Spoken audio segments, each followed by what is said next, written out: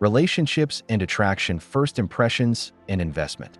The initial stages of romantic pursuit are often marked by a curious economic phenomenon, the inflation of personal expenditure. This isn't merely about buying a nicer drink. It's a subconscious investment in a projected future.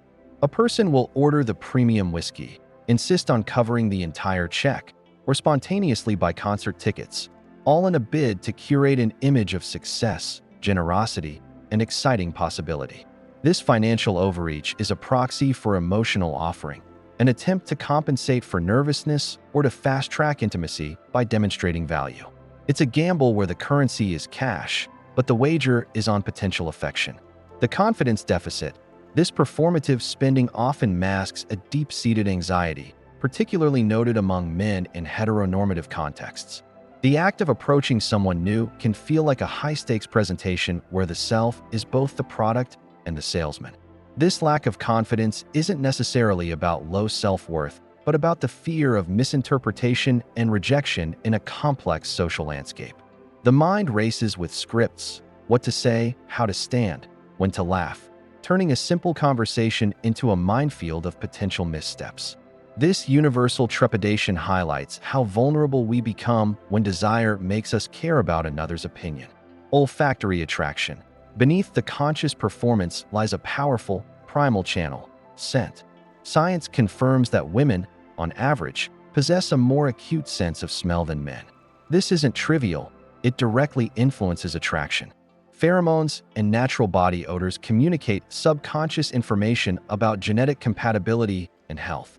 A pleasing scent can draw people together with an invisible force, while an off-putting one can derail attraction despite perfect conversational chemistry. This is why a familiar perfume or cologne can trigger intense nostalgia. The olfactory system is wired directly to the brain's emotional and memory centers. The arithmetic of the heart.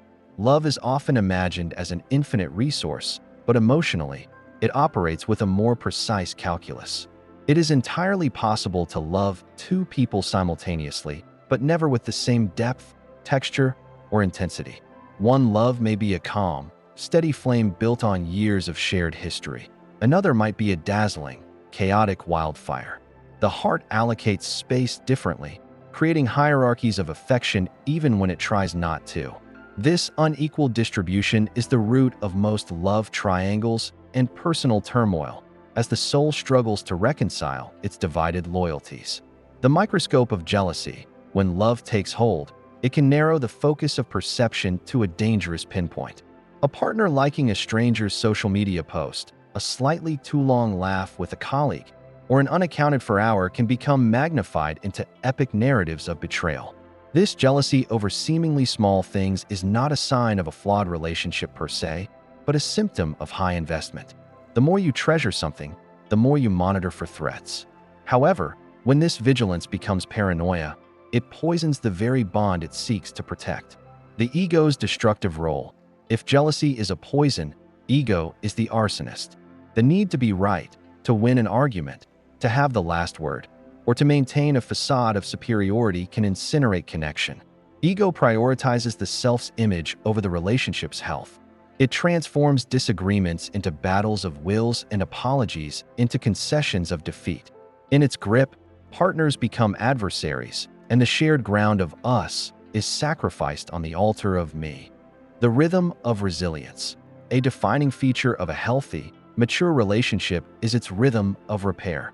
A great relationship isn't one devoid of arguments. It's one where yesterday's fight doesn't bleed into today's communication.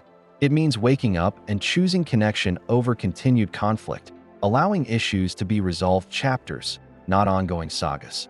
This resilience is fortified by shared laughter, the great reset button. Laughter releases tension, rebuilds camaraderie, and reminds you why you chose this person to navigate life's absurdities with. It is the daily maintenance of joy, the intimacy of a gaze. Beyond words, the most powerful connector is the sustained gaze.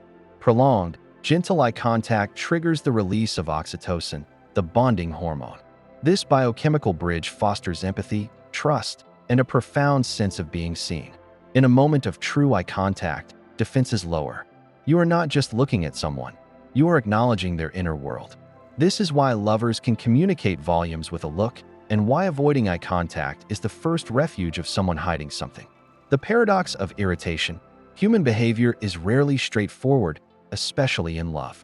Often, the person who irritates you the most, who pushes your buttons with uncanny precision, is the one holding deep, unarticulated affection. Their clumsy teasing, constant interference, or pointed criticisms can be a distorted language of care, a desperate and frustrated attempt to engage. They are emotionally inept poets, expressing a storm of feeling through the clumsy medium of annoyance because the vulnerability of saying, "You matter to me," feels too dangerous. The harshest judges. Attraction triggers not just desire, but also scrutiny and comparison. An attractive individual often faces their most severe judgment from members of their own gender. This is a mix of social competition, internalized insecurity, and societal conditioning. The assessment is brutal and granular, dissecting appearance, behavior, and perceived intent. It's a reminder that attraction operates within a social ecosystem, where value is constantly being appraised and ranked, often with a critical rivalrous eye. The myth of completion. A pervasive, dangerous romantic myth is that a relationship will heal you, fix your loneliness, cure your insecurities, and fill your voids. This places an impossible burden on a partner and sets the relationship up for failure. Conversely, the fear that being single is a death sentence for happiness is equally toxic. Relationships don't heal you, self-work does. And being single won't kill you. It can be a period of immense growth, peace, and self-discovery that forms the foundation for healthier future connections. The remaking and the unmaking. A common, tragic dynamic unfolds when one partner, often a woman in heteronormative patterns, enters a relationship with a covert project to remake the man. She is drawn to his potential, not his reality. She works tirelessly to smooth his edges, advance his career, elevate his tastes. And yet, when she succeeds, she often loses interest. The thrilling project is complete. The man she created is no longer the challenging, unfinished figure she was drawn to. The attraction was rooted in the struggle of becoming, not the state of being. The woman beside and the woman behind. Two archetypes persist in cultural narratives. The first, behind every successful man is a woman, supporting, advising, stabilizing. She is the hidden architect of his confidence. The second, darker archetype, behind his fall, there's often another woman, a symbol not necessarily of malice, but of distraction, divided loyalty, or a temptation that leads him astray from his core values and commitments. These stories speak to the perceived power of female influence in a man's narrative arc. The promise kept. For a woman's happiness, a man does not need to be a perfect, flawless idol. The foundation is far simpler and more profound. He needs to be the man he said he was. Consistency between word and deed builds trust.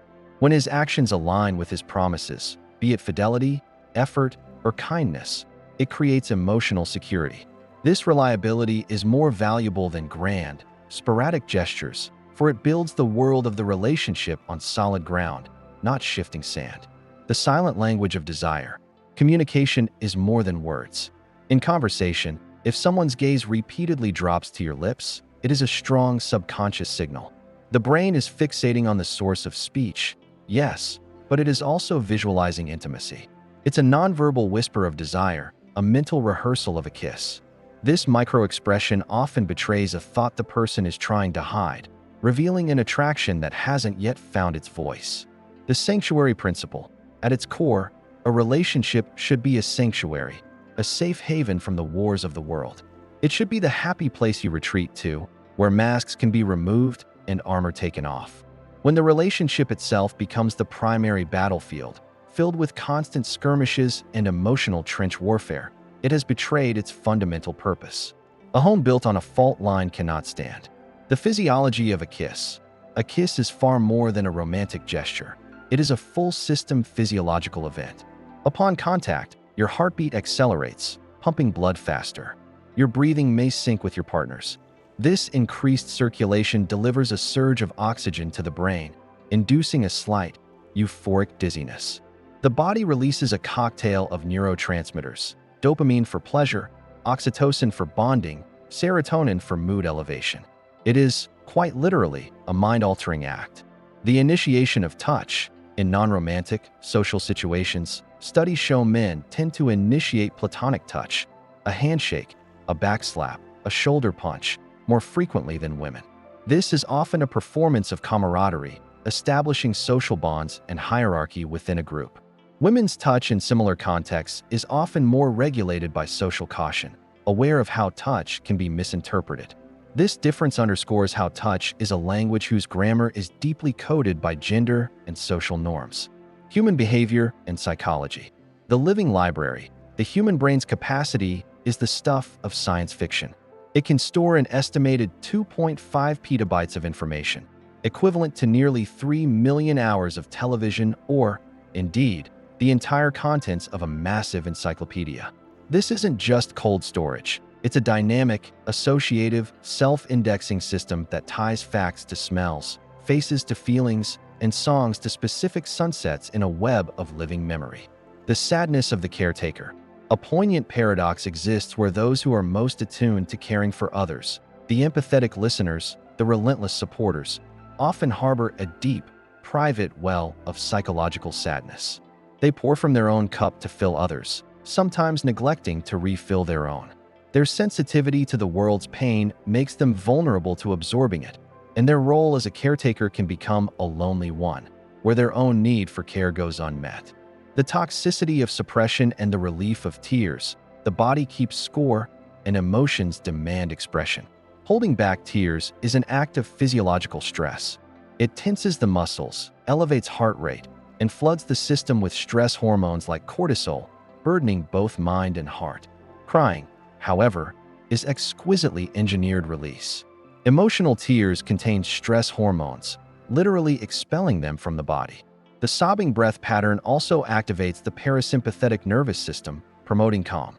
It is not weakness, it is the body's vital pressure valve. The unseen gaze. You've likely felt it. The prickling on the back of your neck, the inexplicable urge to turn around. Your brain, a master pattern recognizer, can sometimes integrate subtle peripheral cues, a shift in light, a shadow, a silence that feels focused. This subconscious processing creates the uncanny sensation of being watched by a stranger, a primal survival mechanism reminding you that you are always part of someone else's field of perception. The soundtrack of the soul, memory and emotion are fused in the neural pathways. When you hear a love song from a formative period, it doesn't just recall a melody, it unlocks a vault. The first person who springs to mind in that flood of feeling isn't random. They have, as the poetic axiom goes, a piece of your soul. A specific joy, pain, or hope you experienced in connection to them is embedded in that music, making the song a key to a past version of yourself they helped define. The nocturnal mind. The night owl stereotype has scientific grounding. Those with higher intelligence scores often exhibit a preference for late hours. The quiet, unstructured darkness fosters creativity, introspection, and deep thought. However, this deviation from the socially dominant circadian rhythm can come at a cost. It can lead to social jet lag, isolation from daywalking society, and disrupted sleep patterns, which are strongly linked to lower mood and higher rates of depression. The brilliant, buzzing mind may pay for its insights with its peace. The necessary egoism. In a culture that often preaches humility to a fault, a secret, private belief in your own capabilities can be a psychological life raft. Secretly thinking you are better than others in certain domains, not in a narcissistic, destructive way, but in a confident, self-assured way, fosters resilience. It's an internal narrative that says, "I can handle this," which protects against the corrosive effects of external criticism and failure. It is the armor of self-belief worn beneath the clothes of modesty. The kind mirror. Your brain is not an impartial observer of your face. The reflection you see in the mirror is subtly and kindly enhanced by your own perception. Familiarity breeds preference. You are accustomed to your mirrored image, not your true face as seen by others, which is reversed. This familiarity, combined with a positive self-bias driven by the brain's desire to protect your self-esteem, means you consistently perceive yourself as more attractive in the mirror than the objective reality. It's a beautiful, built-in confidence trick. The tyranny of thought. While genuine clinical conditions have complex etiologies, a vast amount of everyday mental anguish, anxiety, rumination, panic is caused or severely exacerbated by overthinking. The mind, in its attempt to solve perceived threats, gets trapped in a feedback loop of catastrophic projection and past analysis. It churns problems without resolution, turning a single worry into a fractal of dread. Learning to interrupt this cycle is often the first step toward mental peace. The adolescent anthem. The music you passionately love between the ages of 12 and 22 doesn't just soundtrack your youth, it wiretaps your identity. Neurologically, this period of heightened neuroplasticity and emotional intensity imprints these songs onto your core self. The lyrics become personal mantras, the melodies emotional blueprints. This music shapes your tastes, your rebellions, your sense of what feels true, casting a long shadow over your personality for life. Music as a worldview filter. The type of music you habitually consume acts as a filter for reality. Listen to grand, orchestral scores, and you might start to see your life as an epic narrative. Breathe in angry punk, and the world's injustices may feel more acute. Immerse in melancholic folk, and you may develop a poignant appreciation for life's fragility. Music doesn't just reflect mood. It cultivates a persistent lens through which experiences are interpreted and felt. The ghosts in the melody. Sometimes, the power of a song has little to do with its musicality. A cheesy pop tune can wreck you, while a masterpiece leaves you cold. The difference is the ghosts. It's the people, the place, the specific memory, the first kiss in a car, the friend you lost, the summer that felt infinite, that are embedded in the chords. The song is merely a vessel, a time machine that transports you back to a moment where you left a piece of your heart. The wisdom of disengagement. Choosing not to engage in an argument with someone who is committed to misunderstanding you is not surrender. It is advanced self-care. It is the recognition that your energy, peace, and time are finite resources. You cannot reason someone out of a position they did not reason themselves into. Walking away preserves your sanity and denies their chaos a host in your mind. The vulnerability paradox. Sharing your deepest insecurities is an act of supreme trust, but it is a risk that must be calibrated with extreme care. Not everyone deserves access to the blueprint of your weaknesses. In the wrong hands, this knowledge becomes a map of your pressure points, to be exploited during future conflicts. True intimacy requires gradual, mutual vulnerability, not an unguarded confession that can be weaponized. The art of mystery. In an age of oversharing, maintaining a degree of personal mystery is a form of power. Letting anyone know too much about every thought, fear, or past mistake can make you predictable and vulnerable. It removes the layers that allow for discovery and respect.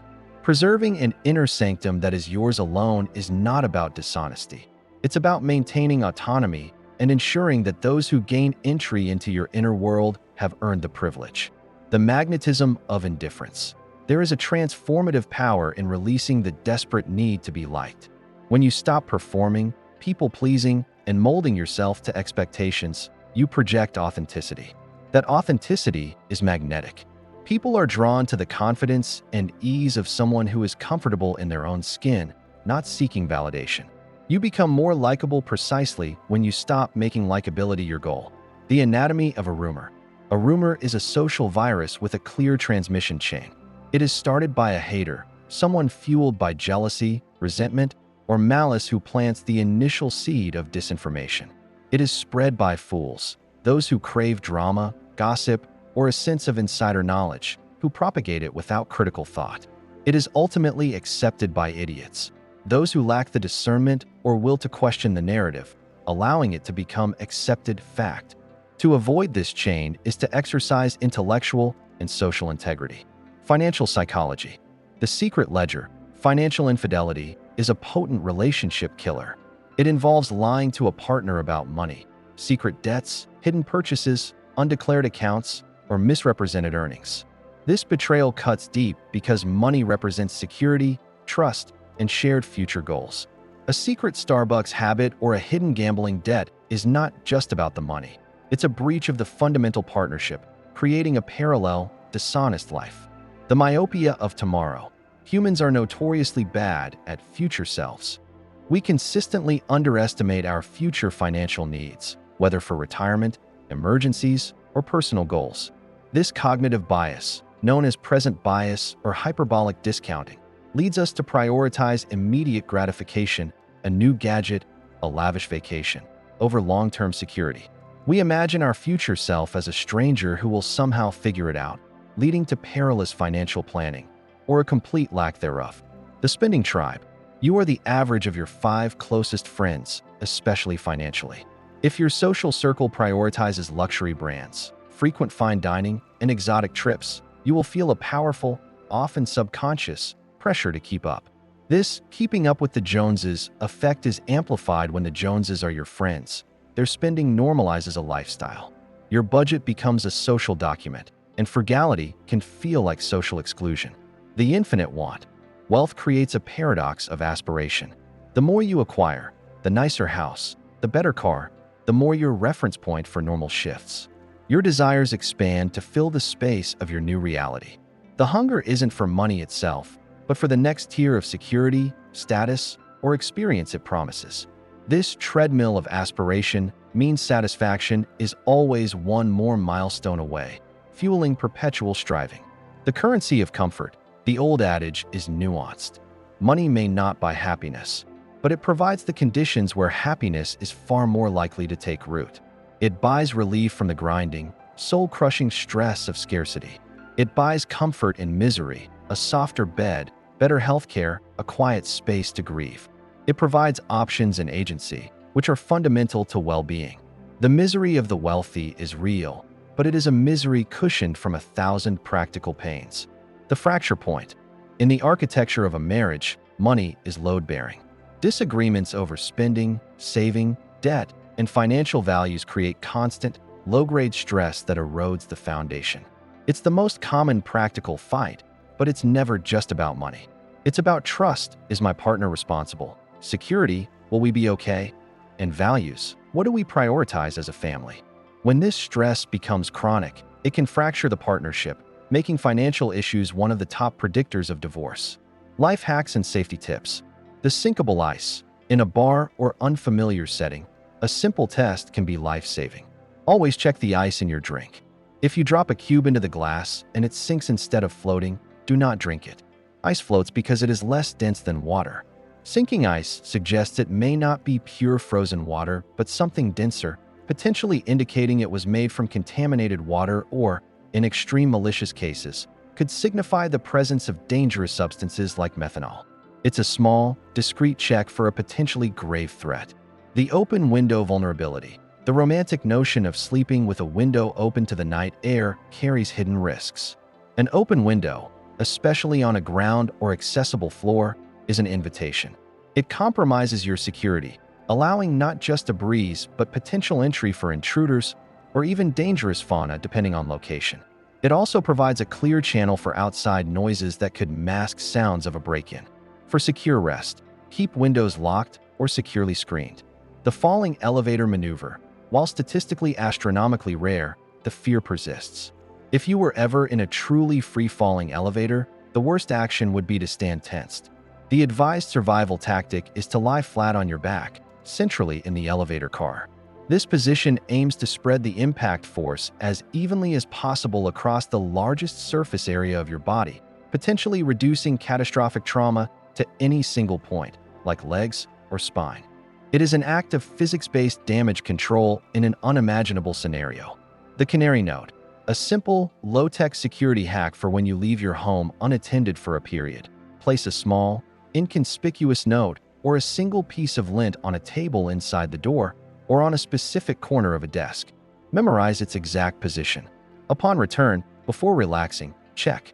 If the note is missing or moved, do not enter further. Leave immediately and call the police from a safe distance. It is a silent alarm, indicating that someone has been inside and may still be present, having disturbed your deliberate marker.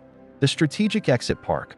Always make a habit of parking your car facing outward in a parking space, especially in lots or your own driveway. In a normal situation, it requires a few more seconds of maneuvering. In an emergency, be it a medical crisis, a threatening individual, or a natural disaster, Those seconds saved by not having to reverse are priceless. It allows for a swift, direct escape, removing a potentially fatal obstacle when every moment counts. It is a small, consistent habit that buys you options in a critical moment.